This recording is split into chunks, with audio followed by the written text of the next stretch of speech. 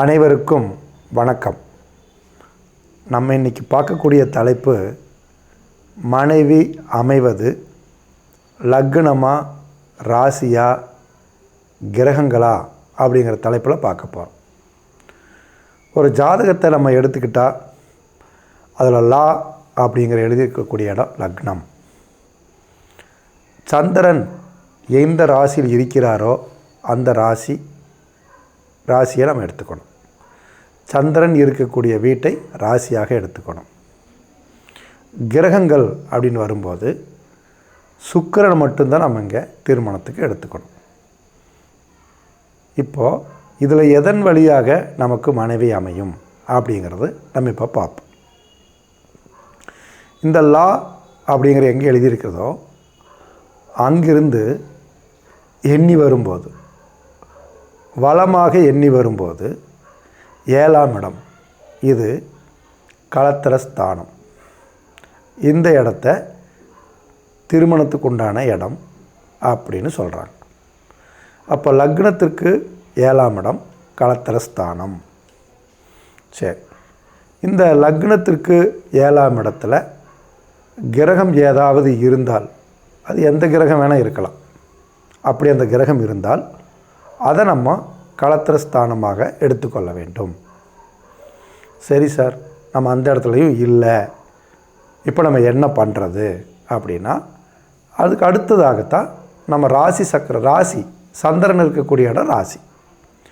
இந்த சந்திரன் இருக்கிற வீட்டிலிருந்து நீங்கள் 7ஆம் இடத்தை பார்த்தீங்கன்னா அதுவும் களத்திரஸ்தானம். அது எப்போ அது களத்திரஸ்தானமாக மாறுது?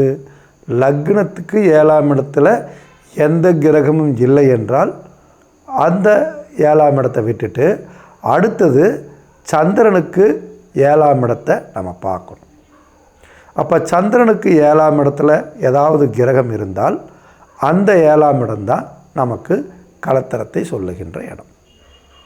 சார், அங்கேயும் இல்லை சார் அப்படின்னா அடுத்தது தான் நம்ம கிரகங்கள் வகையில் களத்திர காரகன் என்று சொல்லக்கூடிய சுக்கிர பகவானை நம்ம பார்க்கணும். அந்த சுக்கிர பகவான் எந்த வீட்டில் இருக்காரோ அந்த வீட்டிலிருந்து எண்ணி வரும்போது 7ஆம் இடம், அது களத்திரஸ்தானம். இப்போ அங்கே ஒரு கிரகம் இருந்தால் அந்த கிரகம்தான் நம்மளுக்கு திருமணத்தை செய்து வைக்கக்கூடிய கிரகம், களத்திரஸ்தானம். இதுதாங்க நுணுக்கம். அப்போது உங்கள் லக்னத்திற்கு 7ஆம் இடத்துல ஒரு கிரகம் இருந்து அந்த 7ஆம் இடத்துக்கு அதிபதியான கிரகம் அந்த லக்னத்திற்கு எத்தனையாவது வீட்டில் இருக்கார் அப்படின்னு நீங்கள் பார்க்கணும். அது சுபர் வீடா அசுபர் வீடா, அது எந்த மாதிரியான ஸ்தானம், அந்த கிரகத்தை யாரெல்லாம் பார்க்குறாங்க அப்படின்னு பார்க்கணும். இதை பார்த்து தான் அந்த களத்திரஸ்தானத்தை நம்ம கரெக்டாக அது பண்ணுமா பண்ணாதா, அந்த கிரகத்துக்கு வலிமை இருக்கா இல்லையா அப்படின்னு யோசிக்கணும். சரி, அப்படிலாம் பார்க்கும்போது அந்த கிரகம் வலிமை இல்லை அப்படின்னா அடுத்தது நம்ம சந்திரனுக்கு 7ஆம் இடத்துல நம்ம போயிடணும். சந்திரனுக்கு 7ஆம் இடத்துல கிரகம் இருந்தால் அந்த 7ஆம் இடத்துல நம்ம பார்க்கணும்.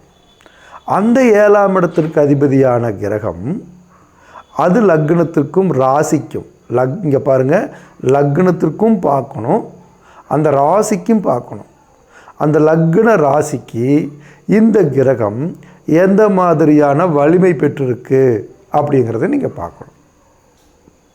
அது லக்னத்திற்கு நல்லிடமா ராசிக்கு நல்லிடமா அப்படிங்கிறத நீங்கள் பார்க்கணும். அது நல்லவங்க வீடா சுபர் வீடா அசுபர் வீடா அப்படின்னு பார்க்கணும். சரி, அங்கேயும் கிரகம் இல்லை அப்படின்னா தான் நம்ம இப்போ களத்திரஸ்தானமான சுக்கிர பகவானுக்கு போகணும். இப்போ கிரகங்கள், இது லக்னம் ராசி கிரகம்.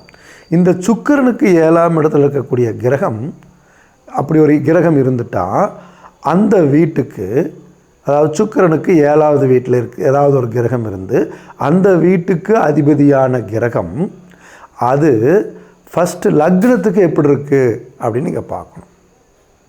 அடுத்தது சந்திரனுக்கு ராசிக்கு எப்படி இருக்குது அப்படின்னு பார்க்கணும். அடுத்தது சுக்கிர பகவானுக்கு அது எப்படி இருக்குது அப்படின்னு பார்க்கணும்.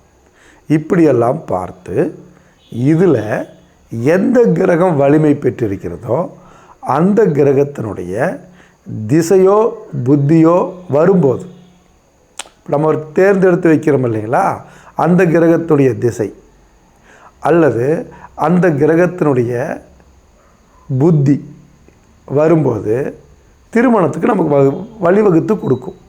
அப்போ அதை பார்க்கணும்.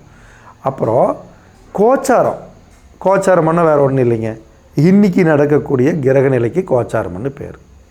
சரி, இப்போ ஒரு திசையோ புத்தியோ நடந்து அந்த திசையும் புத்தியும் என்ன அமைப்பை பெற்றிருக்கிறதோ அதற்கு தகுந்தாற்போல கோச்சாரமும் துணை இருந்தால், புரிஞ்சுதுங்களா, கோச்சாரமும் துணை இருந்தால் அந்த திருமணம் நிச்சயமாக நடக்கும். சரிங்களா, புரிஞ்சுதுங்களா? இப்போது மறுபடியும் சொல்கிறேன், லக்னத்திற்கோ ராசிக்கோ சுக்கிரனுக்கோ இந்த 7ஆம் இடத்திற்கு அதிபதியான கிரகம் என்ன அமைப்பை பெற்றிருக்கிறார் அப்படிங்கிறத பார்க்கணும். இதில் இவங்க எதற்கு பல அதிகம் அப்படின்னு பார்த்து அந்த கிரகம் என்ன வலிமை பெற்றிருக்கோ அந்த கிரகம், அது லக்னத்துக்கா ராசிக்கா சுக்கிரனுக்கா அப்படின்னு பார்த்து இதில் எந்த கிரகம் வலிமை பெற்றிருக்கிறதோ அந்த கிரகத்தோட திசையோ புத்தியோ நடக்கும்போது, சரி நடக்குது சார் அப்படின்னு நடந்தால் மட்டும் பத்தாது, அது கோச்சாரம்னா வேறு ஒன்றும் இல்லை, இன்றைக்கி இருக்கக்கூடிய பிளானட் ஆஃப் பொசிஷன்ஸ், இன்றைக்கி இப்போ இருக்கக்கூடிய பொசிஷன், இந்த பொசிஷன் அந்த திசா புத்திகளுக்கு எந்த அளவுக்கு சப்போர்ட் பண்ணுது அப்படின்னு நீங்கள் பாருங்கள். அப்படி சப்போர்ட் பண்ணிட்டா அந்த திசையும் அந்த புத்தியும் உங்களுக்கு திருமணத்தை செய்து கொடுக்கும். எவ்வளோதாங்க விஷயம். இதை நீங்கள் மறுபடியும் உங்கள் ஜாதகத்தை வச்சு நீங்கள் ஆராய்ச்சி பாருங்கள், சரியாக இருக்கும். இந்த வீடியோ உங்களுக்கு பிடிச்சிருந்தா லைக் பண்ணுங்கள், ஷேர் பண்ணுங்கள், சப்ஸ்கிரைப் பண்ணுங்கள், உங்களுடைய கேள்விகளை கேளுங்க, கமெண்ட் பண்ணப்படும். நன்றி, வணக்கம்.